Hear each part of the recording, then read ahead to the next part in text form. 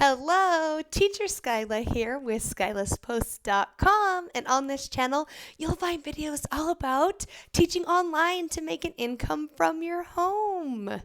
Yeah, let's do that. So don't forget to subscribe and hit the bell notification if you are interested in making money online at home with teaching.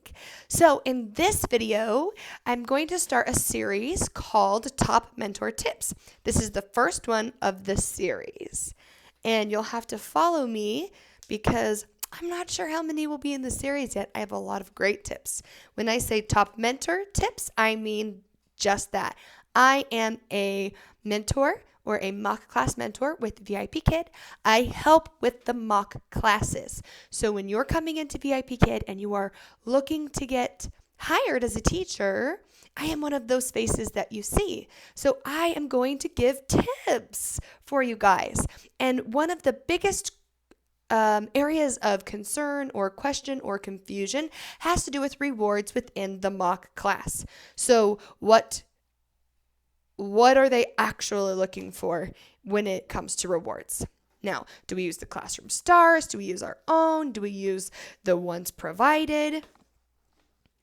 Let's talk about that right now. So, rewards. You guys got to see my terrible handwriting, but that's okay. You can read it. So, stars. Yes or no? I'm going to give you a second to think on it. Let me tell you, over the past 3 years that I've been mentoring, it has always been a thing that we use in a regular class. Stars have always been used in a regular class. But do we use them in a mock, and why or why not? So, starting within the next 1 or 2 months, yes, use the classroom stars in your mock class. Okay? Yes. Use all the stars. Not really all of them. So, the reason why stars are coming in now and why they weren't in a mock class before is because when we teach a student, we use stars and a reward. Okay? We want applicants or people that are getting hired on with VIPKid to practice the way that we actually reward in a class in a mock class. It makes sense. The reason why stars were not previously required or used in mock classes is because first, the star function had not been added to the mock class classroom. And then over a year ago, it was added, but then it had not been added to the grading sheet and training materials.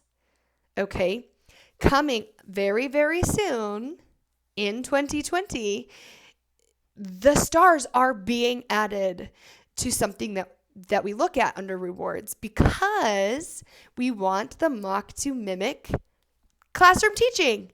It makes sense.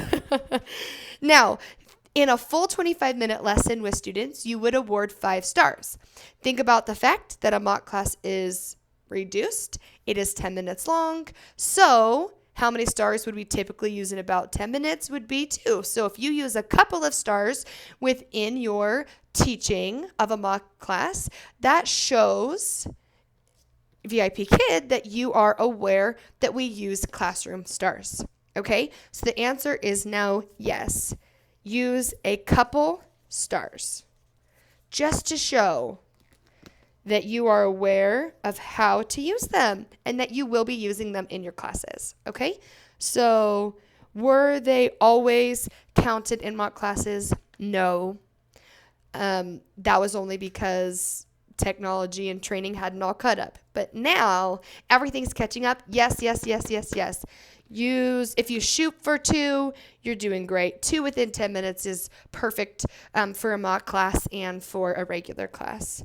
So approximately 2. Okay? So yes.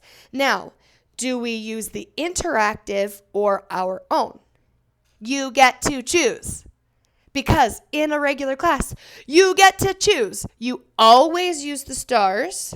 Yes, yes, yes. We'll star the stars. And then you get to choose. All right, provided reward. Because lower level, it's interactive.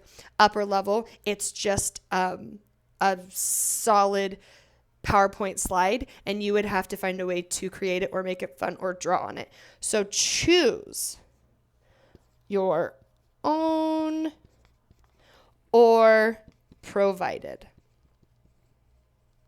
Okay? So, we're going to use classroom stars. About 2 is great.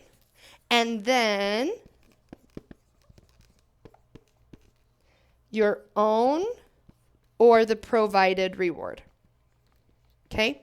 In a mock class. You want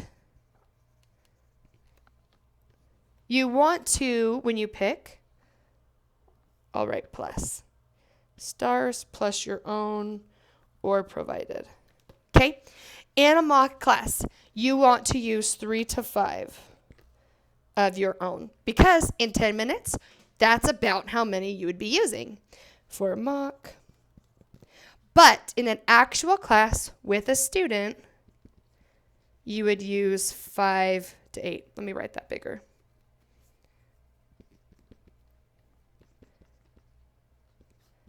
5 to 8. Okay? It makes sense. In a classroom with a student, we're doing verbal praise. Great job, Sarah. Wonderful job. We're doing all the things. All the things. And then we have stars. And then you can always choose your own or the reward that is provided. Okay? Okay. You got it. You got it. This should help answer many, many questions.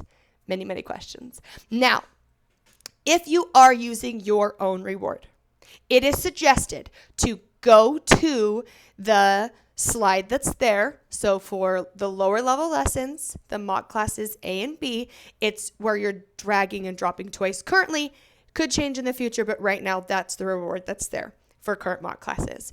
So if you are using your own reward because you want to show something fun, maybe you want to extend with it, let's say you're using your own reward. When you go to that reward slide, go ahead and introduce your reward. When you do a good job, you get soccer balls. Something like that, if that was what you chose. And then go ahead and teach drag and drop while you're there. For example, Sarah, can you drag and drop? And then maybe move it on the screen, drag and drop.